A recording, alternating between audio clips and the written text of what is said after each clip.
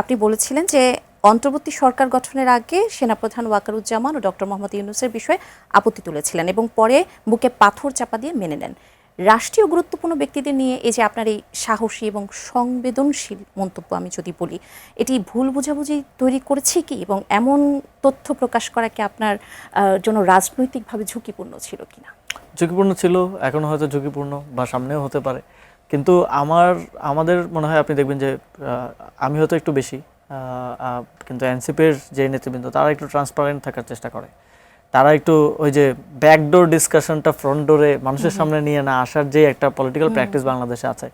বাংলাদেশে দেখবেন যে মিডিয়ার সামনে আমাদের যখন নেতারা যখন দাঁড়ায়, মানে বাংলাদেশের স্বাভাবিক নেতারা যখন দাঁড়ায়, তারা কথা বলে উপরে উপরে ভাসমান অবস্থায়, যেটা জনগণের আসলে বোঝা প্রসেস করাটা কঠিন হয়ে যায়, বা ফর্মাল একটা। কিন্তু আমরা মনে করি যে জনগণের সাথে আমাদের এই ট্রান্সপারেন্ট রিলেশনটা থাকা দরকার, যে কি হচ্ছে না হচ্ছে, যেটা তাদের জানার অধিকার আছে, জানার প্রয়োজন আমরা মনে করি, সেটা তাদেরকে জানানো দরকার। ফলে তারাও ইনফর্ম থাকবে, তারা ইনফর্ম ডিসিশন নিতে পারবে। বাংলাদেশে কিন্তু জুলাই গণঅভ্যুত্থানের পরে একটা বড়, বিশেষ করে ইউথদের একটা বড় অংশ এবং জনগণের একটা বড় অংশ পলিটিক্সের প্রতি অনেক বেশি আগ্রহী হয়েছে, পলিটিক্সের প্রতি অনেক বেশি সচেতন হয়েছে এবং তারা জানতে চায়, শুনতে চায়।